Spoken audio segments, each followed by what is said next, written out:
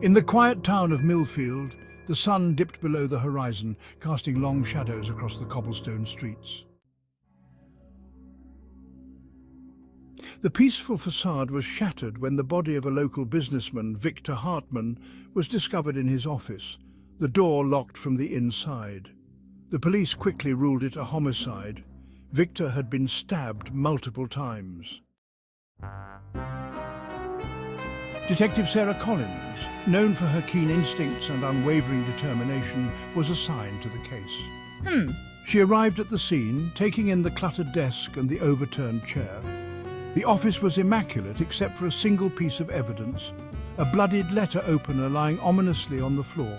As Sarah began her investigation, she discovered Victor's life was not as pristine as his office. He had a long list of enemies, each with a potential motive. Among them were... I was tired of living in Victor's shadow, and then I found out he was embezzling funds from our company. He fired me just days before his death. I threatened him during my exit interview, swearing revenge. I stood to gain a substantial life insurance payout. And yes, I was seen near his office on the night of the murder. Sarah meticulously gathered alibis.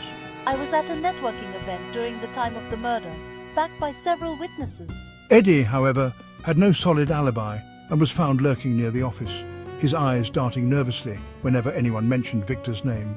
I was at a friend's house that evening. Maggie presented a seemingly airtight alibi. As the investigation deepened, Sarah found inconsistencies in Maggie's story. When confronted, Maggie's calm demeanor crumbled, revealing a crack in her facade. Meanwhile, Laura's alibi was confirmed through security footage from the networking event, putting her out of the running. Sarah then decided to dig deeper into Eddie's background. She discovered he had been working late at a local garage fixing cars, a fact confirmed by the garage owner.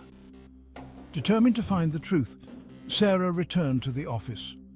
A neighbor had seen her car parked near the office, contradicting her claim of being elsewhere. She noticed something strange about the locked door. It had no visible signs of forced entry.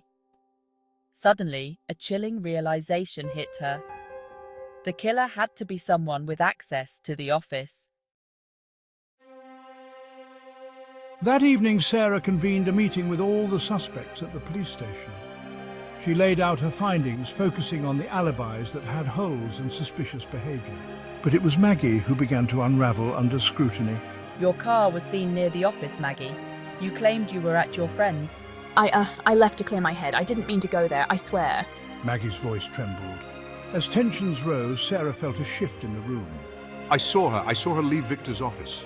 The room fell silent and all eyes turned to him. I didn't kill him. I was fixing my car, I swear, but I saw Maggie leave right after the lights went out. Why didn't you say anything before? I didn't think it mattered. I thought she was just visiting. With new evidence pointing to Maggie, Sarah sought the security footage from the office building. Hours later, she discovered footage showing Maggie entering the building late that night and leaving just moments before the lights were shut off. With the undeniable evidence, Sarah confronted Maggie again. You were there, weren't you? You killed Victor after finding out about his infidelity and embezzlement. You thought you could make it look like an accident. I didn't mean to. I just wanted him to pay for ruining our lives. Detective Collins turned to call for backup, and Maggie, realizing her fate, tried to flee but was quickly apprehended.